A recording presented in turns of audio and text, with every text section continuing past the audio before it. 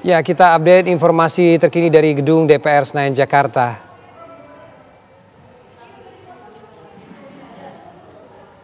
Kan banyak sekali meaningful participation, sudah lebih dari kurang lebih 130 masukan, kemudian sudah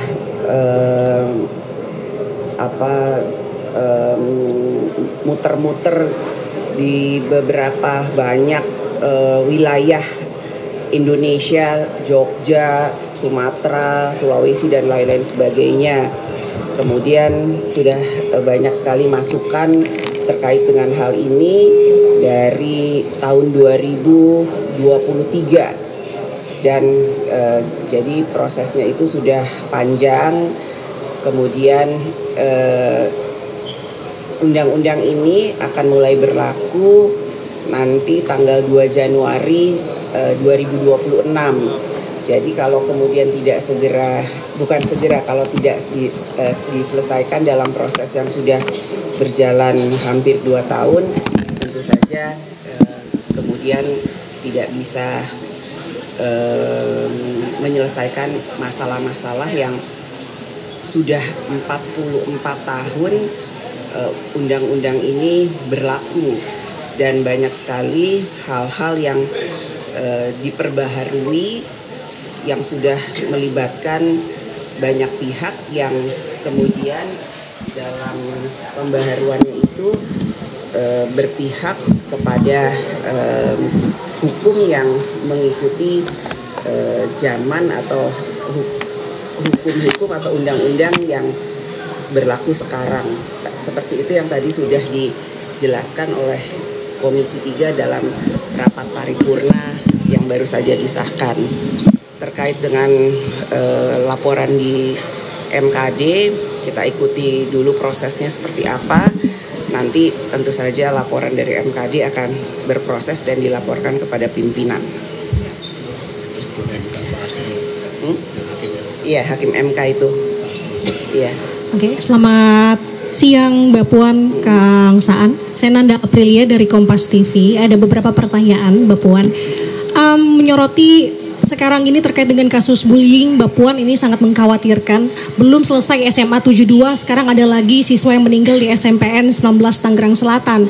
Nah, apakah ini sudah dinilai sebagai darurat di dunia pendidikan, Mbak? Dan upaya dari pimpinan untuk mendorong terkait dengan hal ini seperti apa? Apakah nanti akan meminta komisi terkait untuk mengundang Kemendikdasmen untuk membahas penyelesaian?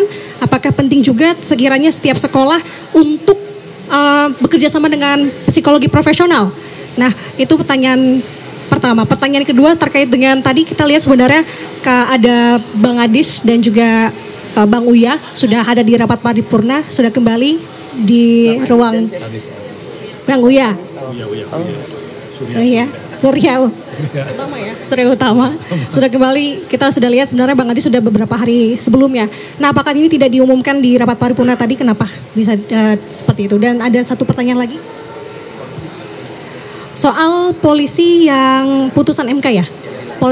Putusan MK polisi dilarang untuk menduduki jabatan sipil, Mbak Puan. Terima kasih. Terkait kasus-kasus yang sekarang muncul, tentu saja kami dari DPR RI sangat prihatin bahwa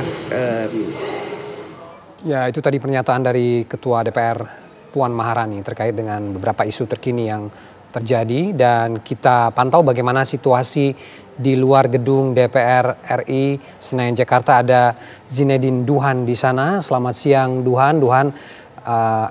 Kemudian ada penyampaian aspirasi dari sejumlah warga atau masyarakat di depan gedung DPR. Bagaimana berlangsungnya penyampaian aspirasi di sana hingga siang ini, Duhan?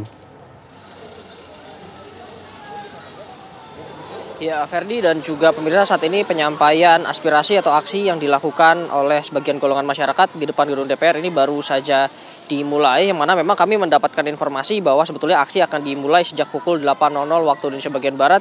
Namun juga karena cuaca di Jakarta yang saat ini terus turun hujan, bahkan hingga saat ini pun hujan masih turun meskipun intensitasnya sudah tidak sederas pada sebelumnya. Terlihat di belakang saya, ini justru yang sudah hadir terlebih dahulu adalah dari mahasiswa Lebih tepatnya ini mahasiswa dari Universitas Indonesia yang mana hadir ke sini kurang lebih ini sebanyak 2 bis kecil yang tadi hadir ke sini. Sebetulnya kami sudah memantau bahwa 2 bis ini sudah hadir tadi sekitar pukul 10.00 waktu Indonesia bagian Barat ini melalui gerbang depan.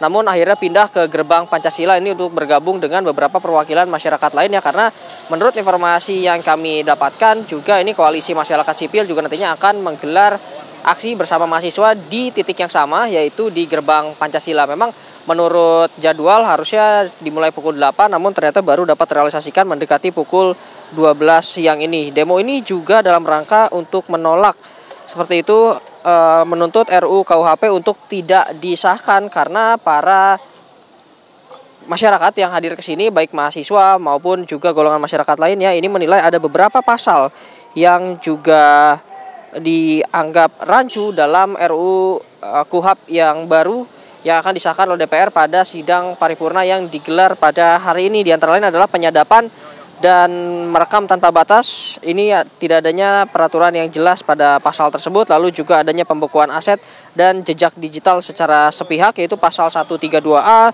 Lalu ada juga penyitaan perangkat dan data elektronik meskipun bukan tersangka, dan juga adanya upaya paksa di tahap penyelidikan. Nah, ini juga beberapa pasal-pasal yang memang diserukan oleh para mahasiswa maupun juga koalisi masyarakat sipil yang hadir. Kami masih akan terus memantau bagaimana nanti jalannya aksi yang akan terus dilakukan karena baru saja dimulai, dan juga mengingat cuaca yang saat ini intensitas hujan kembali menjadi deras. Ini apakah aksi akan terus dilanjutkan atau justru akan ditunda untuk sementara, Ferdi?